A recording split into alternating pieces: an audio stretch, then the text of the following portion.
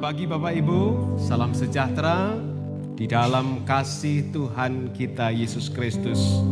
Ya, pagi hari ini Bapak Ibu yang dikasih Tuhan, bersama-sama dengan seluruh umat-umat Tuhan di belahan dunia manapun, memperingati hari Pentakosta, hari di mana terjadi kegerakan yang luar biasa, terjadi pengubahan yang luar biasa, terjadi pemulihan yang luar biasa yang dialami oleh orang percaya, secara khusus gereja Tuhan yang mula-mula dialami oleh murid-murid Tuhan, 120 murid di Kamal Roteng Yerusalem, di mana Roh Allah mengguncangkan tempat itu, dan melalui murid-murid itu juga Roh Allah mengguncangkan dunia, sehingga gereja lahir.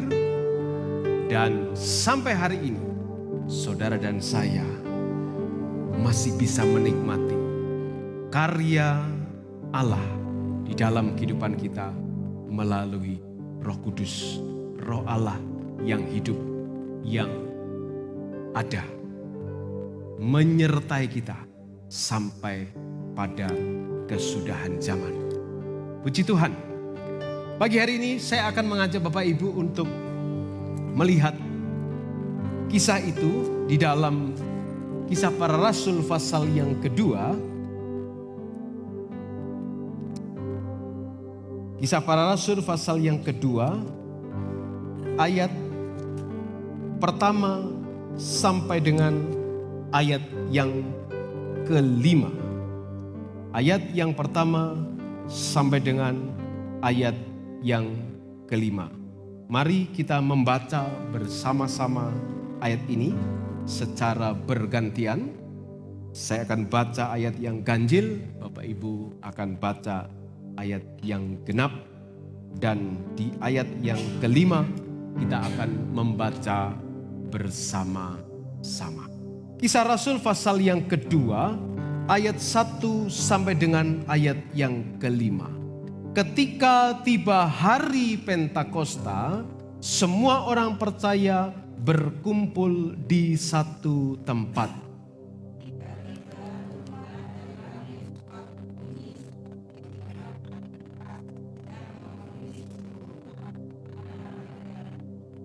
Dan tampaklah kepada mereka lidah-lidah api seperti nyala api yang bertebaran dan hinggap pada mereka masing-masing.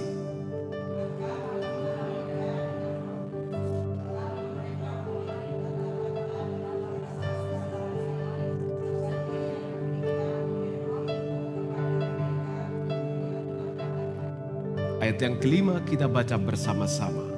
Waktu itu di Yerusalem diam orang-orang Yahudi yang saleh dari segala bangsa di bawah kolong langit. Puji Tuhan. Silakan duduk kembali Bapak Ibu.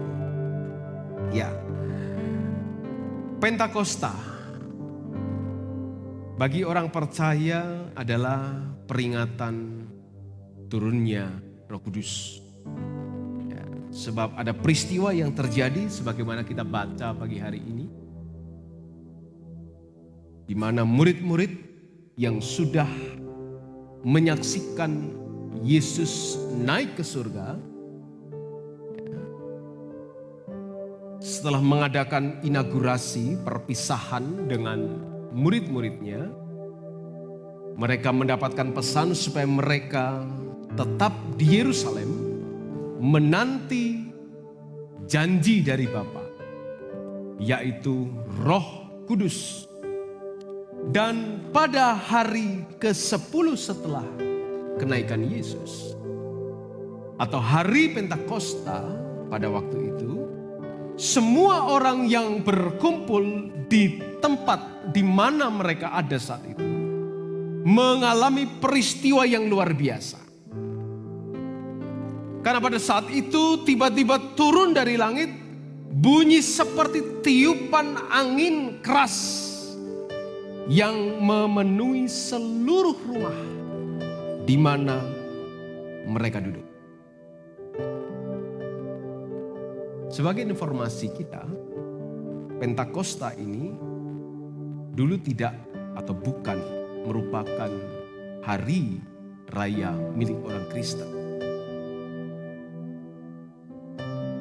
Sebab Pentakosta itu mengarah kepada hari ke-50 setelah Paskah.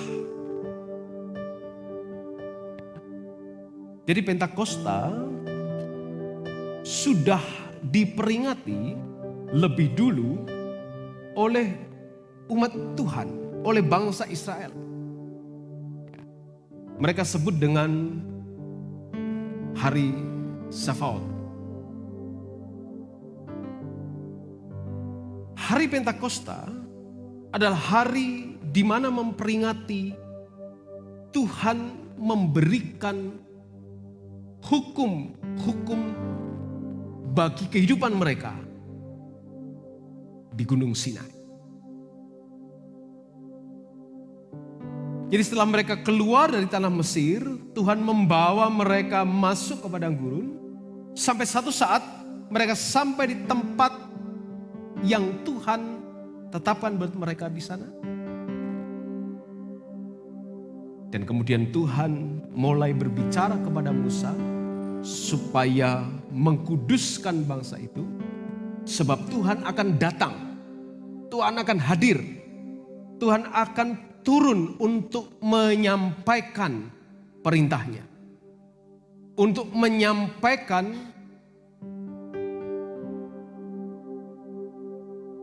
apa yang Tuhan kehendaki untuk dilakukan oleh bangsa Israel sebagai umat pilihan Tuhan. Nah, sudah bisa lihat itu dalam kitab Keluaran pasal yang ke-19. Sudah bisa saksikan di sana bagaimana Allah menuntun umat Israel dan membawa mereka ke satu tempat di mana Tuhan mau menampakkan diri kepada umat Israel di Gunung Sinai. Dan Tuhan menampakkan diri dalam satu kejadian yang luar biasa. Sudah bisa baca di ayat yang ke-16. Keluaran pasal 19 ayat ke-16. Terjadilah pada hari yang ketiga pada waktu terbit fajar, ada guru dan kilat dan awan padat di atas gunung dan bunyi sangkakala keras sehingga gemetarlah seluruh bangsa yang ada di perkemahan itu. 17. Lalu Musa membawa bangsa itu keluar dari perkemahan untuk menjumpai Allah, dan berdirilah mereka pada kaki gunung. Dan sesudah itu, sudah bisa lihat pasal yang ke-20. Turunlah 10 firman, dasa titah. Dan terus sudah akan saksikan terus bagaimana peraturan-peraturan yang Tuhan berikan kepada umat Allah untuk menuntun kehidupan mereka. Ini adalah hari Pentakosta bagi mereka. Shavuot bagi mereka. Peringatan turunnya peraturan dari Tuhan di Gunung Sinai. Dirayakan 7 minggu setelah Paskah. Memang kata Pentakosta dari bahasa Yunani berarti hari yang ke-50. Perayaan yang dikerjakan oleh umat Tuhan pada kala itu. Dan kemudian setelah kenaikan Tuhan ke surga, Pentakosta menjadi sebuah titik di mana Roh Allah turun ke dalam dunia.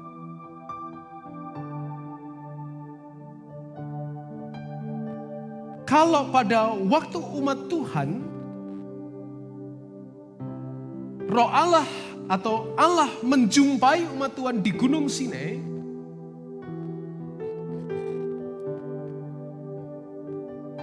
tetapi pada waktu murid-murid di Yerusalem, Roh Allah hadir mengguncangkan tempat itu dan memenuhi murid-murid itu dengan Roh Kudus. Jika pada perjanjian lama, Pentakosta, Tuhan memberikan 2 loh batu berisi hukum Taurat, 10 hukum Taurat melalui Nabi Musa. Sementara pada Pentakosta, pada waktu zaman Yesus telah naik ke surga, Allah memberikan penuntun juga yang disebut dengan Roh Kudus. Penolong yang akan menolong orang-orang percaya untuk mengikuti perintah-perintah Allah. Tanda yang terjadi kurang lebih sama ketika di Gunung Sinai, ada guru, ada guntur yang menggoncangkan. Pada waktu hari Pentakosta di Kisah Rasul yang kita baca tadi, juga terjadi kegoncangan yang luar biasa. Di mana mereka berkumpul.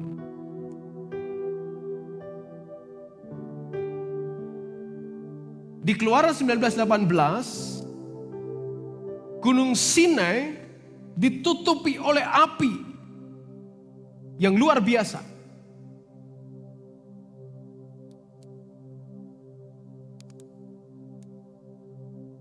Ada gemuruh yang begitu luar biasa. Ada asap. Karena Tuhan turun ke dalamnya dalam api. Keluaran 19:18. Gunung Sinai ditutupi seluruhnya dengan asap karena Tuhan turun ke atasnya dalam api. Asapnya membumbung seperti asap dari dapur dan seluruh gunung itu gemetar sangat. Sementara dalam Kisah Rasul pasal 2 yang kita baca tadi, tuliskan ayat yang ketiga, tampaklah kepada mereka lidah-lidah seperti nyala api yang bertebaran dan hinggap pada mereka masing-masing.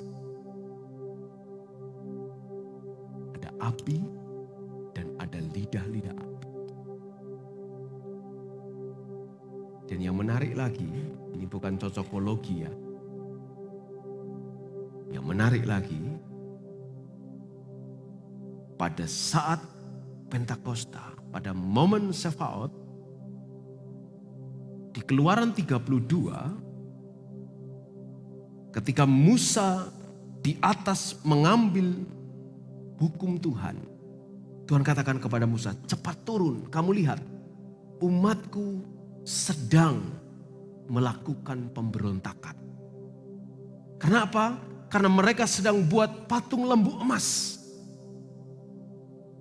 Dan mereka bersorak-sorai bersukacita. Menyembah. Dan mengatakan bahwa inilah yang membebaskan kami dari Mesir. Yosua abdi Musa mendengar ada nyanyian kemenangan. Tapi Musa katakan tidak, itu nyanyian kekalahan. Dan yang terjadi di Keluaran 32 di ayat yang ke-28, 3.000 orang tewas sebagai hukuman karena mereka memberontak kepada Tuhan.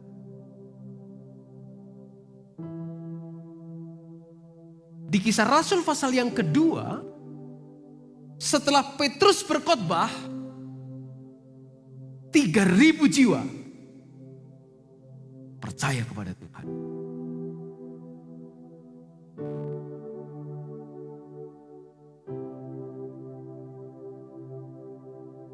Peristiwa Pentakosta menjadi peristiwa yang luar biasa dalam sejarah kehidupan umat manusia. Karena pada waktu perjanjian lama Allah turun menjumpai satu bangsa. Tetapi pada perjanjian baru setelah Pentakosta, Allah turun mau membawa semua bangsa diselamatkan. Pada perjanjian lama, Roh Allah hanya hinggap pada orang-orang yang mana Dia berkenan. Umumnya pada nabi, atau pada imam, atau pada raja. Tidak semua orang mendapatkan Roh Allah. Dan itu hanya hinggap. Tapi dalam perjanjian baru, Roh Allah mau tinggal dalam kehidupan manusia. Jadi peristiwa Pentakosta yang berarti turunnya Roh Kudus dalam kehidupan manusia terjadi sekali untuk seterusnya.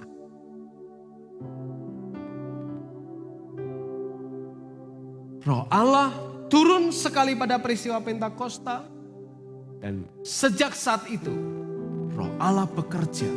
Roh Allah melakukan pekerjaannya di dalam kehidupan setiap orang percaya sampai hari ini.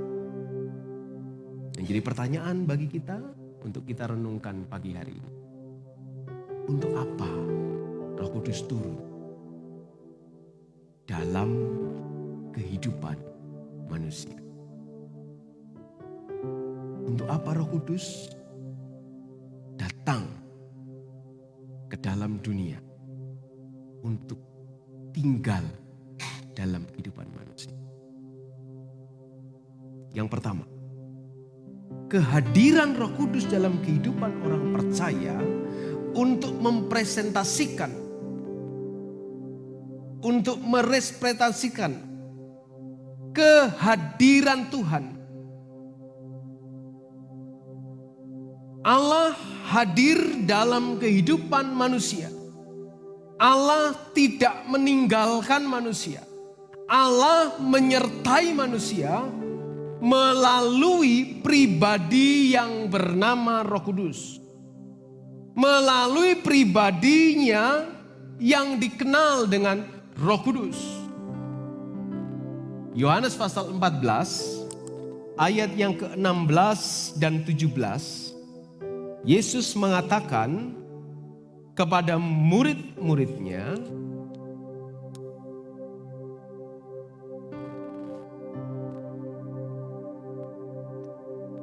Yohanes 14 ayat 16 dan 17. Aku akan minta kepada Bapa dan Ia akan memberikan kepadamu seorang penolong yang lain, supaya Ia menyertai kamu selama-lamanya, yaitu Roh kebenaran. Dunia tidak dapat menerima Dia, sebab dunia tidak melihat Dia dan tidak mengenal Dia. Tetapi kamu mengenal Dia, sebab Ia menyertai kamu dan akan diam di dalam kamu. Untuk apa Roh Kudus turun? Sebagai representasi Allah yang tidak meninggalkan kita. Tuhan katakan, aku akan minta kepada Bapa dan Ia akan berikan kepada kamu seorang penolong yang lain. Akan memberikan kepada kita seorang penolong yang lain.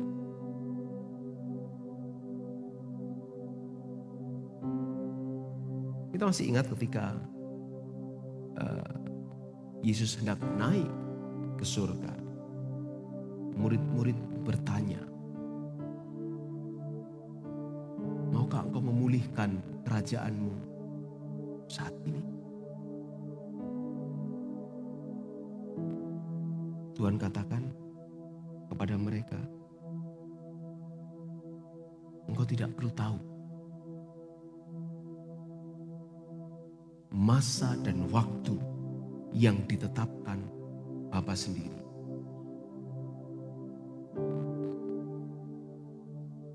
Tetapi kamu akan terima kuasa kalau Roh Kudus turun ke atasmu.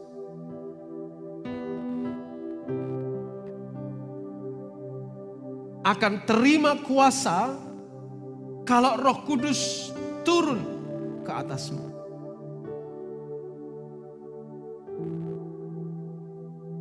Dan pada hari Pentakosta,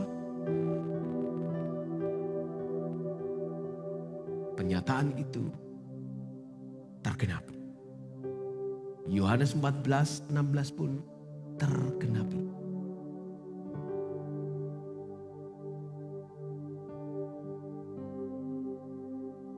Yesus katakan di Yohanes 14 tadi, aku akan minta kepada Bapa dan Ia akan memberikan kepadamu penolong yang lain.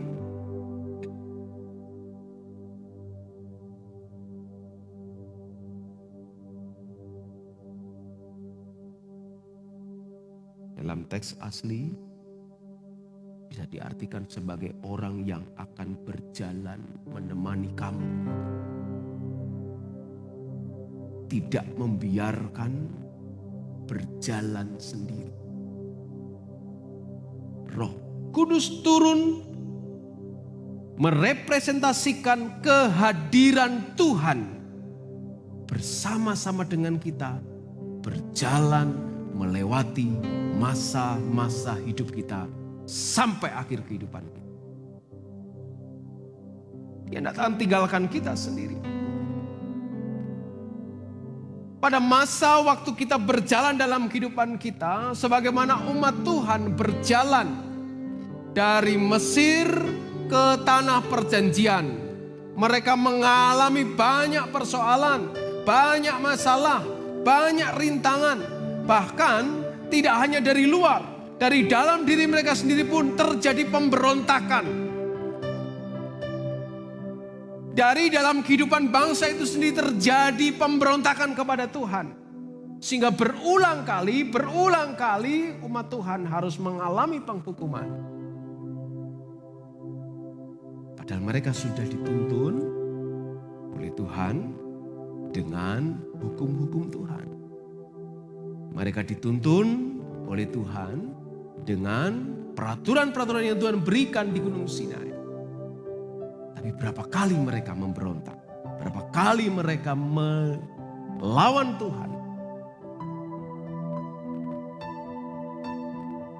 Tidak bisa berjalan sendiri. Maka Tuhan tahu, manusia tidak akan bisa berjalan sendiri. Manusia perlu, manusia butuh, manusia harus ada yang mendampingi.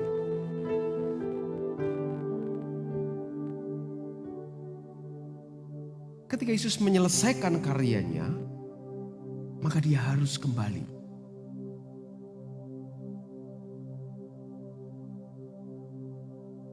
Kalau dia harus kembali, siapa yang akan menemani manusia? Hukum yang tertulis tidak membuat manusia tetap konsisten berjalan pada aturan-aturan Tuhan. Bahkan terjadi banyak penyelewengan. Bahkan terjadi banyak sekali dosa. Maka dalam kemahatauan Allah mengerti manusia perlu pendampingan penuh selama-lamanya. Maka dia katakan, aku akan minta kepada Bapa dan Ia akan memberikan kepadamu seorang penolong yang lain, yang akan berjalan bersama dengan manusia selama-lamanya, yang akan menyertai manusia selama-lamanya. Karena Dia tinggal di dalam kamu. Dalam bahasa yang lain, firman Allah menyatakan dalam Efesus pasal yang pertama ayat 13 dan 14, Roh Kudus itu menjadi meterai. Ketika kita menjadi percaya, kita dimeteraikan dengan Roh Allah. Ketika kita menjadi percaya, kita diberikan tanda, segel yang tidak bisa dihapus,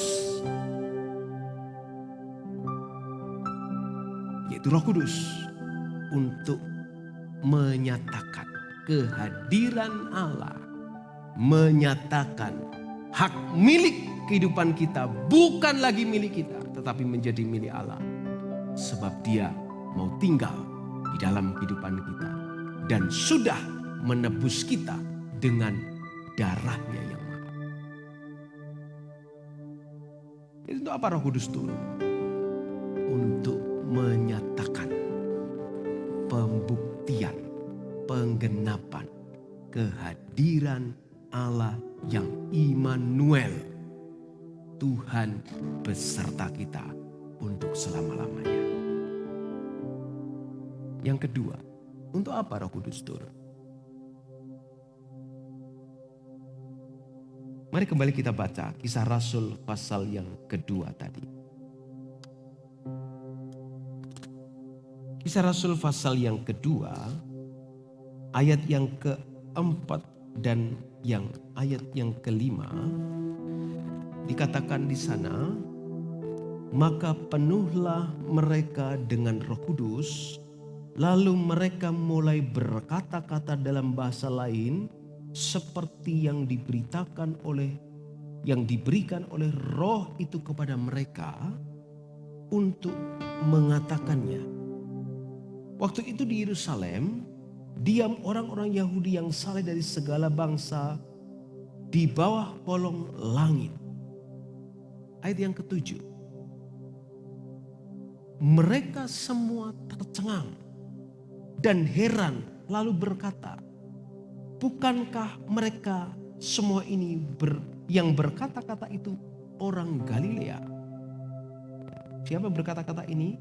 Orang-orang Yahudi yang saleh dari segala bangsa di bawah kolong langit. Ingat, ketika kerajaan Israel terdiaspora, tersebar ke seluruh bumi, satu kali pada hari Pentakosta mereka berkumpul kembali di Yerusalem.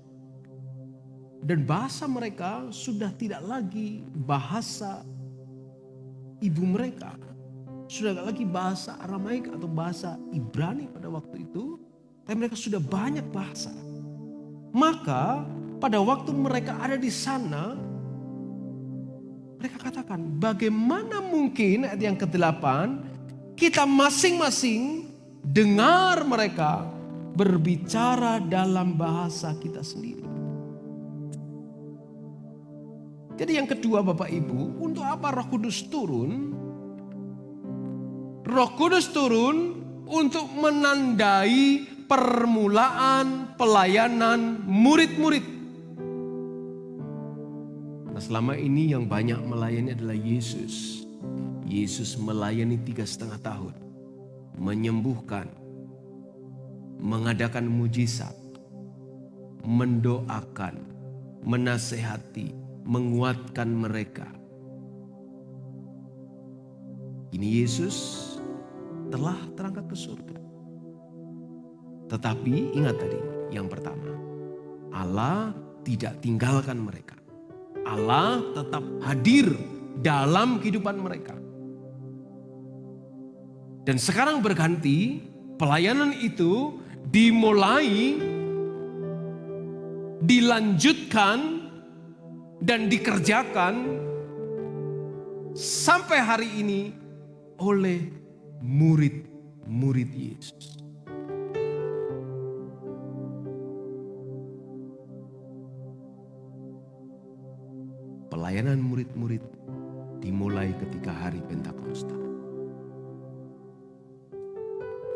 Pelayanan murid-murid dimulai ketika mereka berglosolali, berbahasa lidah. Bukan bahasa roh ya, bahasa lidah. Bahasa yang dipahami oleh banyak orang Yahudi saleh yang sedang berkumpul untuk merayakan Sefaot, merayakan hari Pentakosta. Dan mereka dengar, bukankah mereka ini orang Galilea? Kok mereka bisa bicara dengan bahasa kita sendiri masing-masing? Disitulah murid-murid mulai pelayanan mereka, mengabarkan, menyampaikan, memberitakan tentang Yesus Kristus. Sekalipun ada bahasa minor yang masuk dalam kehidupan mereka, mereka ini sedang mabuk katanya. Mereka sedang mabuk. Tetapi Petrus berkata, ini masih jam 9 pagi. Bagaimana mungkin mereka ini mabuk? Ini masih pagi. Mereka sedang mabuk itu. Maka Petrus mulai berkhotbah.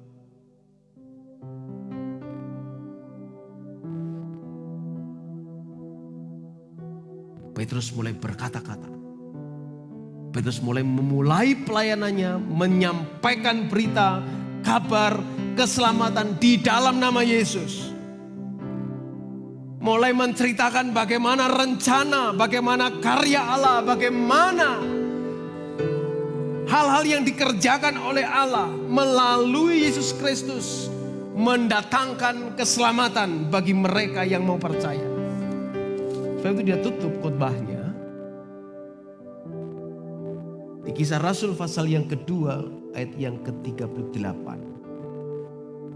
Jawab Petrus, bertobatlah dan hendaklah kamu masing-masing memberi dirimu dibaptis dalam nama Yesus Kristus untuk pengampunan dosamu, maka kamu akan menerima karunia Roh Kudus. Jadi yang kedua, untuk apa Roh Kudus turun? Menandai permulaan pelayanan murid-murid. Lanjut, setelah murid-murid, ada 3.000 jiwa orang yang dimenangkan. Dan lanjut, dan lanjut sampai sekarang.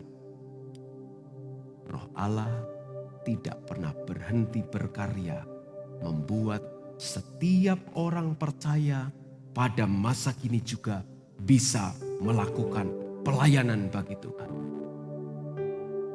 Sebab apa? Perhatikan jawab Petrus. Jawab Petrus di ayat yang ke-38 bagian terakhir. Maka kamu akan menerima karunia Roh Kudus. Kamu akan terima karunia Roh Kudus. Ini kasih Tuhan, banyak orang yang kemudian mempersempit karunia Roh Kudus. Tanda terima Roh Kudus harus berbahasa roh. Salah satu tandanya berbahasa roh. Salah satu.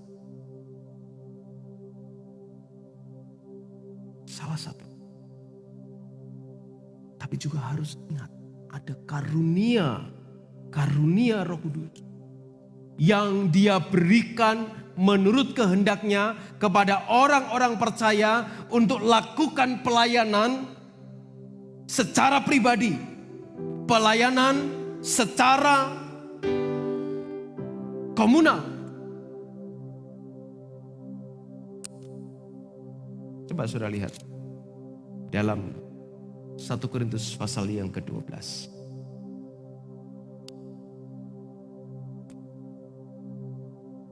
1 Korintus 12. Ya. Karena di Kisah Rasul 2 dikatakan, kamu akan terima karunia Roh Kudus 1 Korintus 12 ayat yang ke-7 menjelaskan, tapi pada tiap-tiap orang dikaruniakan penyataan roh untuk kepentingan bersama. Catat, untuk kepentingan bersama.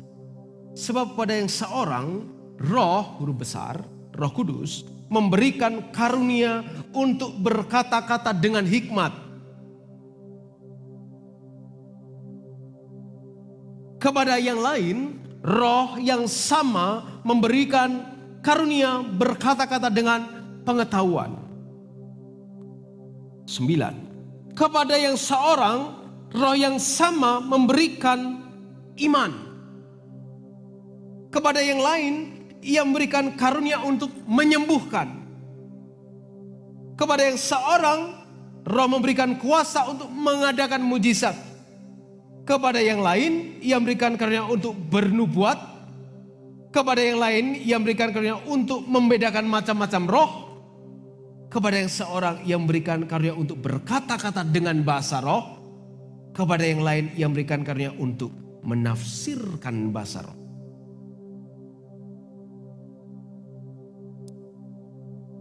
Tapi semuanya itu dikerjakan oleh roh yang satu, yang sama, yang memberikan karunia kepada tiap-tiap orang secara khusus seperti yang dikehendakinya. Ada 9 kurang lebih. Karunia roh yang roh mau berikan kepada orang percaya untuk memulai pelayanan dalam kehidupannya. Dimulai dari mana? Dimulai dari pelayanan pribadi. Apa pelayanan pribadi? Karunia apa dalam pelayanan pribadi? Sudah bisa baca di sana. Pada roh yang sama. Kepada yang seorang, roh yang sama memberikan iman. Ayat yang ke-9. Dari mana iman itu muncul? Roma pasal 10-17 katakan iman itu muncul dari pendengaran akan firman Kristus. Ini pribadi. Kemudian apa? Mulai pelayanan keluar. Apa itu pelayanan keluar? Mungkin kita diberikan hikmat oleh Tuhan untuk memberikan nasihat kepada saudara kita, kepada teman kita, kepada orang lain yang mungkin belum percaya kepada Tuhan. Memberikan penghiburan, memberikan kekuatan, mendoakan. Berbagai macam karunia yang Roh Kudus berikan kepada kita untuk kita mulai pelayanan dalam kehidupan kita. Ingat, pelayanan bukan hanya otoritas atau hak mutlak dari pendeta, pembawa pujian, pemain musik. Tapi semua umat Tuhan, orang percaya yang terima roh Allah, dia bisa mulai pelayanan. Sebagaimana roh Allah mengaruniakan kepadanya karunia untuk melayani. Maka semestinya mulai hari ini, ketika engkau berdoa, minta kepada Tuhan supaya Tuhan membangkitkan karunia dalam dirimu. Kita enggak lagi minta doa, enggak lagi minta supaya roh Tuhan turun atas kehidupan kita. Roh Tuhan sudah turun. Roh Allah sudah turun pada waktu Pentakosta di kamar loteng Yerusalem. Dan roh Tuhan tidak naik turun seperti teh celup, keluar masuk, enggak. Roh Tuhan tinggal diam dalam setiap kehidupan orang percaya. Kalau kita benar-benar percaya, kita sudah punya roh Allah dalam kehidupan kita, kita tinggal sekarang minta Tuhan kobarkan karunia rohmu dalam kehidupanku. Supaya aku bisa menjadi pelayan Tuhan. Memberitakan nama Tuhan lewat kehidupanku, lewat perkataanku, lewat tindakanku, lewat pikiranku, lewat seluruh kehidupanku. Karunia itu Tuhan akan berikan dalam kehidupan kita. Mungkin ada dikasih kepada Tuhan karunia menyembuhkan, bernubuat, karunia berbahasa roh. Ketika kita sudah dapat itu semua, ingat, harus ada dasar ketika kita mengerjakan pelayanan kita sebagai umat Tuhan. Apa dasarnya? KASIA, kasih. Kasih menjadi dasar pelayanan kita. Sebagaimana Yesus melayani dengan kasih,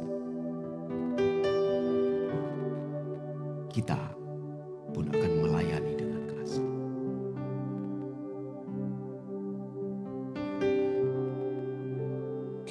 Permulaan pelayanan murid-murid, permulaan pelayanan orang percaya pada masa kini, ketika Roh Allah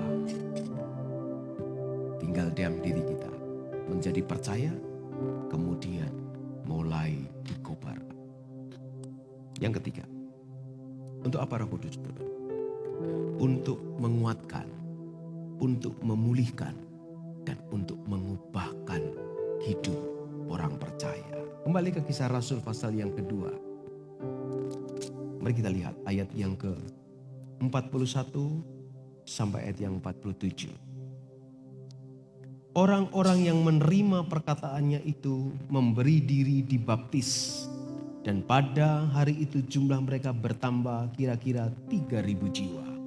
Mereka bertekun dalam pengajaran rasul-rasul, dalam persekutuan, dan mereka selalu berkumpul untuk memecahkan roti dan berdoa.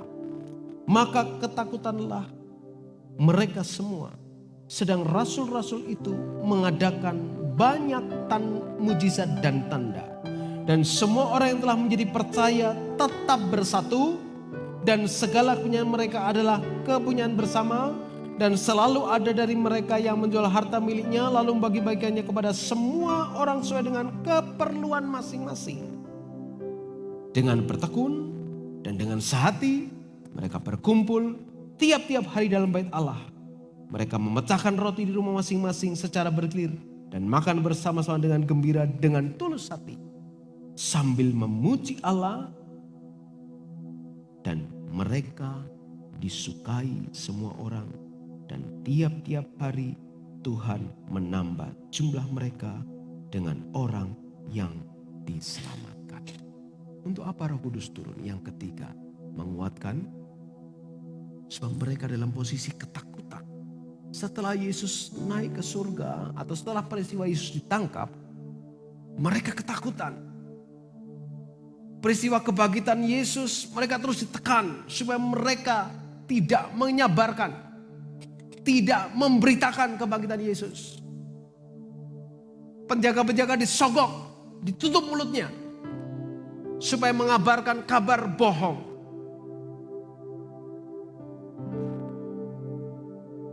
Maka peristiwa Pentakosta menguatkan mereka. Menguatkan mereka untuk bertahan dalam iman kepada Tuhan. Memulihkan mereka. Mereka yang tadinya ketakutan, mereka tadinya gentar, mereka tadinya khawatir.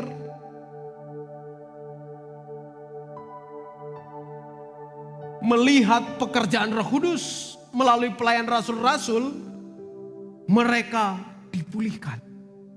Kepercayaan mereka dibangkitkan.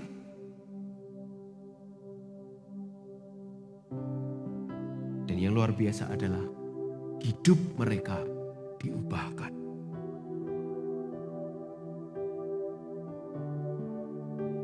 Ayat 44 sampai ayat 47, sudah bisa lihat di sana bagaimana perubahan yang terjadi pada kehidupan orang percaya.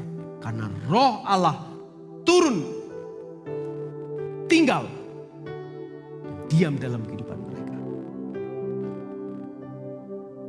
Mereka nggak lagi egois. Mereka nggak lagi mencari kepentingan diri sendiri.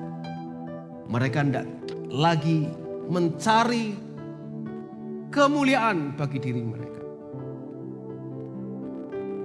Dan mereka bersama-sama. Mereka mau bertekun, mereka mau belajar bersama dalam pengajaran rasul-rasul. Mereka mau berbagi bersama dalam sukacita, dalam duka cita. Mereka mau saling menguatkan. Mereka mau bersama-sama mendukung satu dengan yang lainnya. Dengan bergembira, dengan tulus hati, mereka saling bahu-membahu membantu satu dengan yang lainnya.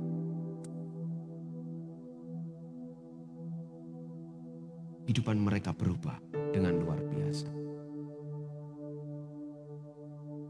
Bahkan sudah lihat bagaimana Petrus yang tadinya ketakutan sampai menyangkal 3 kali sebelum ayam berkokok. Bagaimana murid-murid yang lari ketika Yesus ditangkap di Taman Getsemani. Setelah mereka terima Roh Kudus, mereka nggak lagi takut. Mereka tidak lagi lari dari masalah. Masalahnya adalah mereka percaya kepada Yesus. Bahkan sudah lihat kisah dari Stefanus. Ketika dia dipersekusi. Ya, bahkan dengan lantang dia mengabarkan, menceritakan bagaimana rencana karya Allah buat manusia sampai pada waktu dia dilempari batu. Dia tidak takut. Menguatkan, memulihkan, dan mengubahkan hidup orang percaya. Roh Kudus turun untuk menguatkan kita. Roh Kudus turun untuk memulihkan kita. Roh Kudus turun untuk mengubahkan setiap kehidupan kita. Kalau sampai hari ini kehidupan kita tidak berubah, perlu ditanya, apakah kita benar-benar orang yang percaya kepada Tuhan atau tidak? Apakah benar-benar kita sudah terima Roh Kudus atau tidak? Perlu dipertanyakan. Kekristenan kita. Karena Kristen itu tidak berapa banyak kita datang beribadah, tidak berapa banyak kita baca firman Tuhan, tidak berapa banyak kita dengarkan khotbah di media sosial. Tapi kekristenan itu bagaimana kita hidup sesuai dengan kehendak Kristus, sesuai dengan firman Allah. Kekristenan kita dilihat ketika kita di luar, di pekerjaan kita, di rumah tangga kita, di kehidupan kita sehari-hari. Kita gak cuma bisa bicara, saya punya Roh Kudus, saya dengar suara Roh Kudus. Tapi kalau kehidupan kita di luar sana, seperti hidup lama, seperti hidup kebanyakan orang dunia, perlu dipertanyakan pertobatan kita. Bertobat.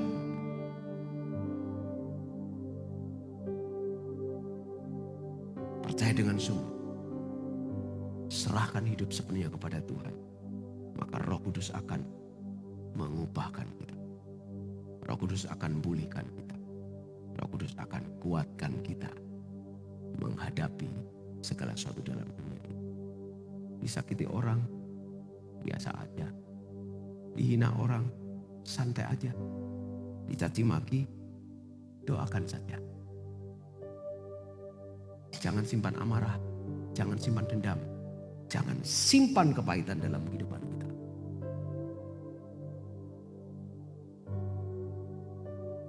Karena Roh Kudus itu mengubahkan kehidupan kita. Dia mau pulihkan kita menjadi segambar serupa dengan Bapa. Dengan caranya. Dia tuntun kita dalam kebenaran. Tiap hari dia mau tuntun kita. Tiap hari dia mau bentuk kita. Tiap hari dia mau kuatkan kita.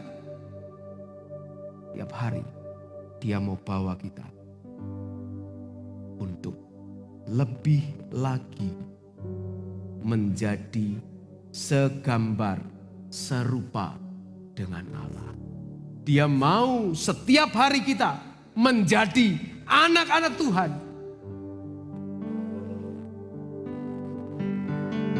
Yang tunduk, taat kepada Tuhan.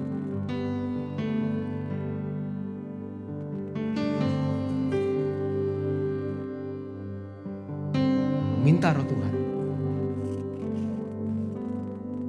menguasai kita secara penuh hari ini. Minta Roh Tuhan mengubahkan kehidupan kita menjadi serupa, segambar dengan Dia. Karena Bapa mendengarkan seruan hati kita. Bapa tidak pernah melepaskan kita berjalan sunyi. Bapa memberikan kepada kita Roh-Nya yang hidup sebagai representasi Tuhan menyertai kita, berjalan bersama dengan kita selamanya.